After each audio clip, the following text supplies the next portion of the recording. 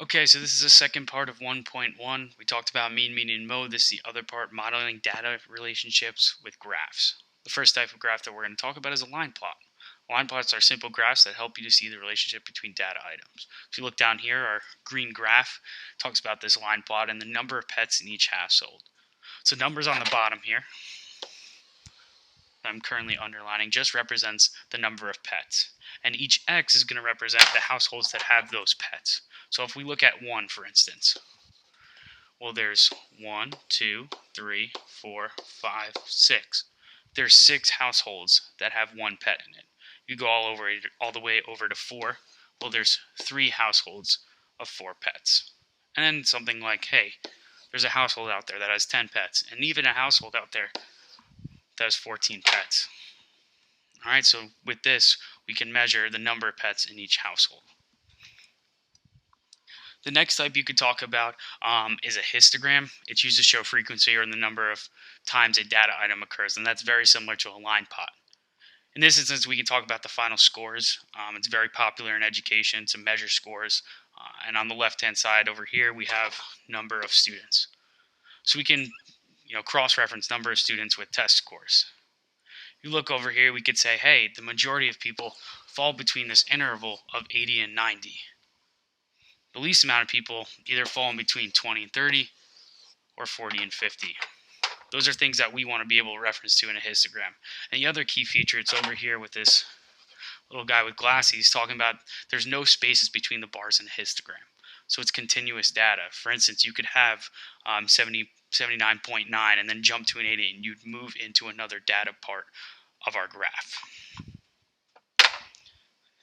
The next type of graph we can talk about is a bar graph, and it's used for comparing amounts. If you look here, we're talking about introductory courses, the sciences, chem, physics, econ, so on and so forth. And you look at the left-hand side, we're talking about the enrollment, the number of students that enroll in those classes.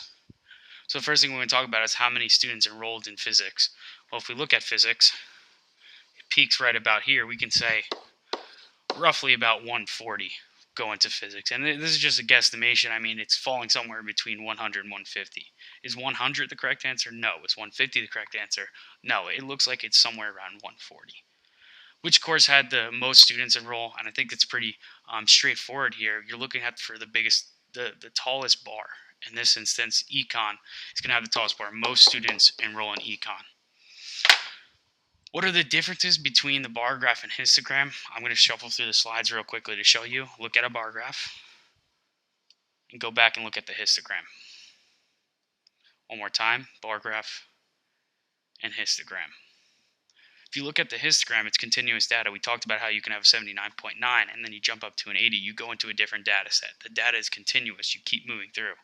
In this instance, it's more discrete. You have each introductory course. So if you switch out of chem and go into physics, it's not something that's continuous. You switch into a different data type. Now you're in physics. You're no longer in chem. So there's spaces in between the graphs. So a histogram doesn't have spaces in between. A bar graph does. All right, and we can use bar graphs to compare amounts, specifically for introductory courses. The last one, and I believe the most popular, are line graphs. You can see how data changes over time. You're always measuring something against time. In this instance, we're doing days of the week, and we can measure the temperature over that time. In the red, we have our high. In the blue, we have our low. So they want you to describe the trend for the high temperature and the low temperature throughout the week. Well, they both kind of follow the same trend, so we can just talk about one. Let's take a look at the high one. It looks like it starts somewhere in between 80 and 85, and it works its way down slowly. It jumps down even more in between Wednesday to Thursday, and then has a slight hop from Thursday to Friday. In this instance, we can kind of say that the trend is that it's going down because we initially started out somewhere in the 83 range and ended up somewhere in the 70. Suppose you draw the graph without a break in the vertical scale. How would this affect the way the graph looks? So if you look down here, all right, this is called a break for those that remember from pre-algebra. It's basically saying, hey, there's data there that we don't need. There wasn't a temperature from 0 to 50. It was never in the 40s. It was never in the 30s. All right, we could be talking about spring or summer, and you don't see that weather in the data. So we don't use it. So you put the break there. So it kind of affects your graph a little bit. And what it would do, it would make it stretch. So all the data would go really high up in the air, and there'd be like meaningless and meaningless area there in your graph. Would drawing the graph without a break in the scale improve the graph? Why or why not? It really wouldn't affect the data in the graph. It'd kind of just make it look a little bit more tedious, per se. You wouldn't be able to measure it faster. I mean, here we have it all contained. It's succinct, and we can read it all pretty fast. Did the temperature increase, decrease, or stay the same Monday to Friday? In both instances, it looks like it decreased. We started for the low from 70 and went all the way down to 60, 61, 62, somewhere in there. And then same thing with our high. It went from 80, 85 all the way down to 70. That's all the graphs that we're talking about. You need to know, run through real quick. Line plots, histograms, bar graphs, and of course line graphs. All the stuff you discussed in pre-algebra.